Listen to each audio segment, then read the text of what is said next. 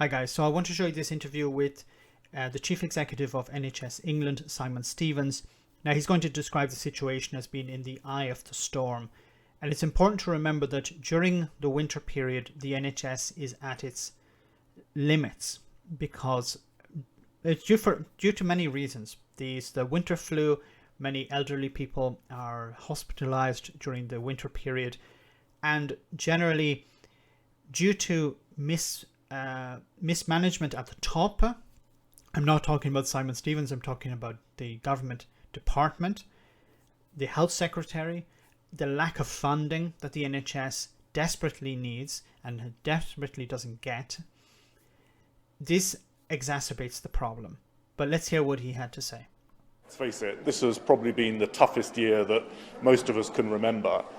That's certainly true across the health service, where we've been responding to the worst pandemic in a century. Many of us will have lost family, friends, colleagues, and at a time of year when normally we would be celebrating, a lot of people are understandably feeling anxious, frustrated and tired. And now, of course, again, we're back in the eye of the storm with this second wave of coronavirus sweeping Europe and indeed this country. But that's, of course, not the whole story of the past year. Sometimes the worst circumstances bring out the best in people. We've certainly seen that on the part of my colleagues across the health service, the fantastic intensive care nurses and doctors, the paramedics, the therapists, the porters, the cleaners, the entire team across the National Health Service who have so brilliantly looked after more than 200,000 severely ill coronavirus patients. Okay, so as he said, back in the eye of the storm.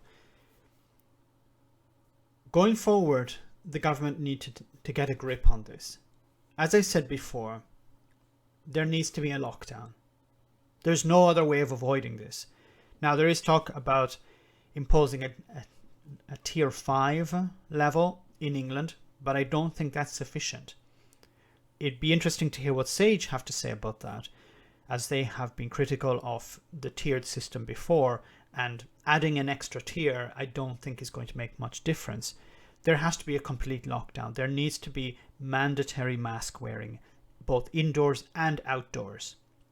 And I continually show you videos of people on the streets not wearing masks.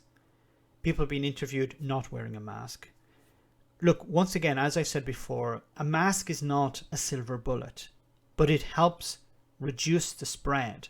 And it also creates a mindset in people that they understand that there is a problem. Because if you see most people wandering around without masks, I think it creates in people's minds, well, maybe there isn't really a problem. If we don't see politicians wearing masks, I want to contrast. I'm not trying to divide people here, but if you look at the behavior of Matt Hancock and Boris Johnson and compare it to the likes of Michel Barnier in the EU and Ursula von der Leyen, who's wearing a mask? Who do you see wearing a mask? Now, once again, as I've said before, there are people like the chief executive of the NHS here wearing a mask, doing the interview with a mask, and I commend him for doing that. But it needs also to be at a level above him. The health secretary needs to be shown wearing a mask at all times. When he's doing his interview, keep the mask on. If Simon Stevens is capable of doing an interview with a mask on, surely Matt Hancock is capable of doing the same thing. Surely Boris Johnson can do the same thing. There needs to be this stronger message from the government to the public that you need to wear a mask, that a lockdown is necessary. Unfortunately, there are a lot of people in the media who don't seem to consider this as important. Just look at the restriction and don't look at the fight. Because if the NHS gets overwhelmed, then you can kiss goodbye to dealing with ordinary medical appointments. You can kiss goodbye dealing with cancer treatment or other long-term conditions that require long-term medical care. The NHS are saying now that they need support. They need the people. They need the people on their side, and I think generally the public are on their side, but they need the politicians on their side as well. And I think the politicians can go a little bit further in supporting the NHS and convincing the public that there is a serious problem. Unfortunately, I see it as Boris Johnson trying to play the good cop and the scientists playing the bad cop. The scientists delivering the bad news and Boris Johnson delivering the good news. That has to end. It just creates confusion, and it, I think, places the idea in people's minds that there isn't really that big of a problem. Let me know in the comment section, guys, what you think. As always, your comments are greatly appreciated. Thanks a lot.